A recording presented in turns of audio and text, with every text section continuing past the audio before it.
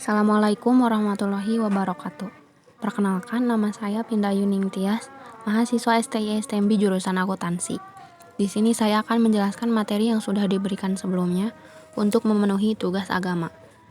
Pertama, saya akan menjelaskan materi tentang Hajatul Insan ila Rasul.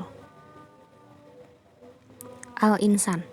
Al-Insan atau manusia adalah ciptaan Allah Subhanahu wa Ta'ala yang diberikan banyak kelebihan dan keutamaan dibandingkan dengan makhluk Allah lainnya. Di antaranya adalah dengan diberinya kelebihan yang merupakan fitrah, agama Allah yang dijadikannya kepada manusia sesuai fitrahnya. Fitrah yang ada pada manusia dapat menilai baik buruk tingkah laku masyarakat ataupun dirinya sendiri. Ini disebabkan karena fitrah dimiliki oleh manusia sejak lahir, baik dilahirkan oleh ibu, bapak kafir ataupun jahiliyah. Kecenderungan yang baik senantiasa membawa manusia ke arah Islam, seperti pengakuannya kepada Allah sebagai pencipta. Fitrah yang dianugerahkan Allah Ta'ala kepada manusia diantaranya adalah fitrah terhadap wujudul kholik atau eksistensi keberadaan pencipta. Syekh Mahmud Shaltut dalam uraiannya tentang adanya naluri bertuhan dalam diri manusia antara lain menerangkan, bila mana manusia sedang dalam kesulitan yang amat sangat, yang telah mengatasi pendengaran, memecahkan pemikiran dan menghabiskan daya upaya, maka dalam keadaan seperti demikian ia tidak akan mendapat jalan keluar dari kesulitan yang sedang dihadapinya itu, kecuali menyerah kepada Allah, meminta pertolongan dari kekuasaan, petunjuk dan rahmatnya. Firman Allah dalam Al-Quran.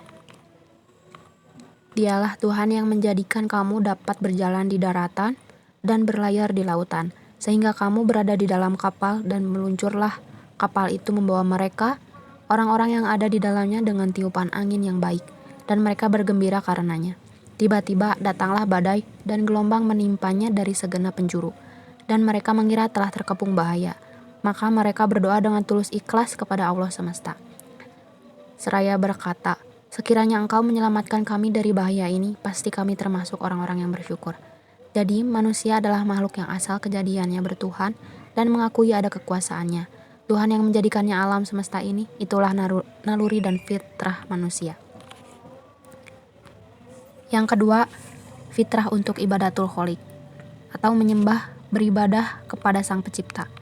Penjelasan poin kedua ini pun dapat dijelaskan dengan penjelasan poin pertama di atas. Salah satu bukti yang menunjukkan bahwa ibadah adalah bagian dari fitrah manusia adalah sebagaimana yang kita lihat dalam sejarah perkembangan manusia itu sendiri.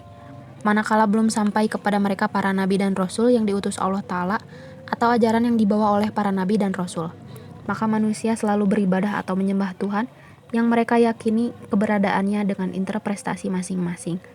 Ada yang menyembah batu, pohon, kayu, berhala atau patung yang mereka buat sendiri, dan lain sebagainya. Yang ketiga, fitrah terhadap al-hayatul munadzamah atau kehidupan yang teratur. Oleh karena itu, manusia sebagai makhluk individu maupun sosial, dengan dorongan fitrahnya selalu berupaya menata kehidupannya. Ada aturan-aturan dan norma-norma yang dibuat. Ada pemimpin dan yang dipimpin. Ada ketetapan sanksi bagi mereka yang melanggar dan atau sejenisnya. Yang kedua, hidayatul rasul. Jika kita hendak mengikuti perintah Allah, maka kita mesti mengikuti perintah Rasul. Apabila kita ingin mengasihi. Yang kedua, hidayatul rasul. Jika kita hendak mengikuti perintah Allah, maka kita mesti mengikuti perintah Rasul. Apabila kita ingin mengasihi Allah, maka kita perlu petunjuk Rasul. Kaidah ini adalah kaidah yang robani, dibawa oleh Islam. Oleh karena itu, syahadatain pun terdiri dari pengakuan kepada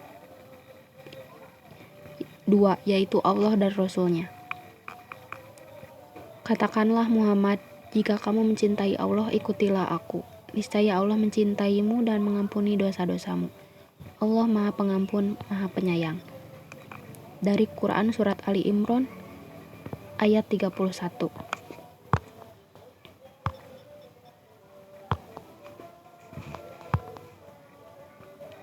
Yang pertama, petunjuk Rasul digunakan untuk mengenal Allah. Mengenal Allah juga dapat dilakukan dengan cara memperhatikan dan memikirkan alam sebagai penciptaannya. Melihat gunung-gunung, hewan dan sebagainya merupakan cara untuk mengenal Allah secara ayat kauniyah. Yang kedua, minhajul hayah. Petunjuk Rasul juga digunakan untuk mengamalkan Islam yang benar dan yang diridhoi oleh Allah Subhanahu wa taala. Rasul sebagai ikutan dan teladan yang baik untuk diikuti dalam mengamalkan Islam secara benar. Panduan hidup melalui Islam mesti diamalkan mengikuti teladan kita kepada Rasul. Yang ketiga, ibadatul sholih. Ibadatul sholih adalah ibadah yang menyembah Allah dengan panduan mengikuti Rasul. Rasul sebagai penerima wahyu dari Allah harus diikuti dan sebagai keperluan bagi kita untuk menjadikannya sebagai contoh dan petunjuk dalam menjalankan ibadah yang benar. Materi kedua adalah ta'riful Rasul. Dari segi bahasa, Rasul berarti dari kata rasala yang berarti mengutus. Sedangkan kata Rasul adalah bentuk infinitif atau masdar dari kata rasala yang berarti utusan atau seseorang yang diutus. Adapun istilah kata Rasul artinya adalah seseorang lelaki yang dipilih dan diutus oleh Allah dengan membawa risalah kepada umat manusia. Ada dua definisi untuk memahami ar-Rasul. Yang pertama adalah hamirul risalah atau membawa dan menyampaikan risalah.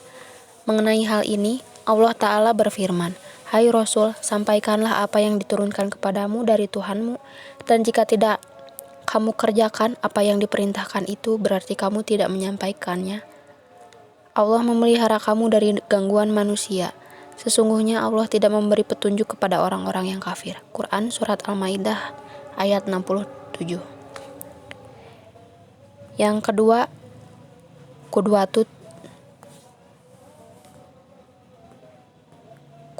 fi tobikir risalah. Menjadi qudwah atau contoh bagi umat manusia dalam melaksanakan ajaran yang dibawanya. Allah Ta'ala berfirman, "Sesungguhnya telah ada pada diri Rasulullah itu suri tauladan yang baik bagimu, yaitu bagi orang yang mengharap rahmat Allah dan kedatangan hari kiamat, dan dia banyak menyebut Allah." Quran Surat Al-Ahzab ayat 21.